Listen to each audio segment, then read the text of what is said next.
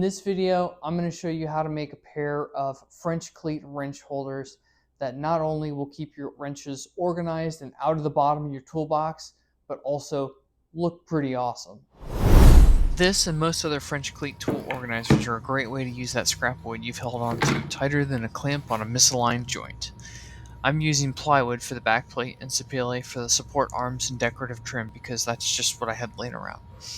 Though any dark, contrasting wood would work just fine.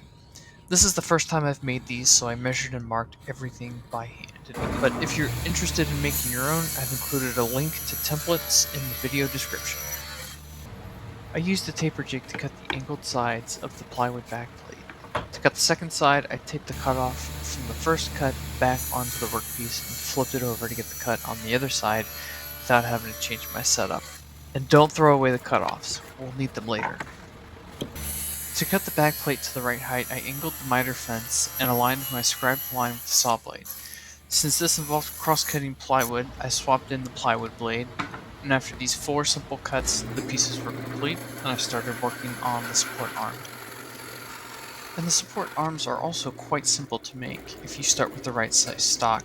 The only tool you really need to make them is a bandsaw. I, however, had to mill my stock first, which includes the usual resawing and planing. After milling, I measured out how long each support arm should be and cross-cut them to size. The stock was also a little wider than it needed to be, so I ripped it to the correct width. From this one piece of stock, I'm making a pair of the support arms, and I wanted them to be the exact same length. So I taped them together and trimmed the ends so that they would be identical. Then I taped my template on top of both pieces and took it over to the bandsaw to cut the shape for each arm that would hold all 11 wrenches. You definitely want to be sure to use the smallest bandsaw blade you can here. I used a 1/8 inch blade, but anything bigger and it would have been too difficult to cleanly get into the corners. Once the arms were cut out, I lightly sanded off the tear out, pulled off the template and the tape, and was ready to begin gluing things together. The main reason to save the cutoffs from the plywood backplate is to use them as braces when gluing the support arms in place, which makes this a pretty low stress glue up. Without these cutoffs, it can be tricky to line everything up and clamp it down without the support arms sliding around or getting misaligned.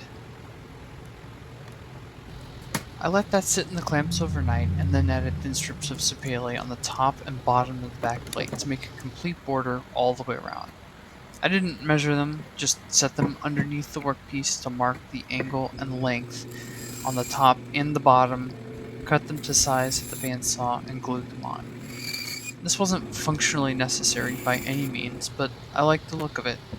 It would have held my wrenches just as good without the completed border, but I'm coming around to the idea of making things that just look nice. Even though this will live in my garage holding wrenches and is made of scrap wood, it doesn't have to look like it's made of scrap wood. I applied Danish oil for a natural looking finish to both wrench holders, and initially I used a cloth but had to switch to a brush to get into all the nooks and crannies. Lastly, I made a couple of cleats that I screwed onto the back of the wrench holders, and they were ready for action.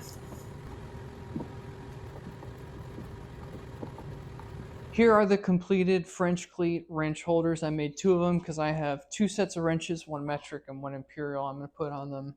There are a couple of differences between the two, only because I was using scrap material and that's what I had available, which are that this one is a little bit longer on the support arms as well as a little bit thicker. This one is 3/8 of an inch thick.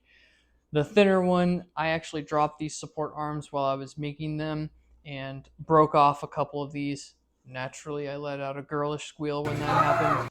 But if you think these look nice, please check out the video description. I've included a link to plans for how to make them with step-by-step instructions, as well as templates for all of the components that go into it. I think I'm going to go dig through the bottom of my toolbox now and pull out all of my wrenches. Thanks for watching.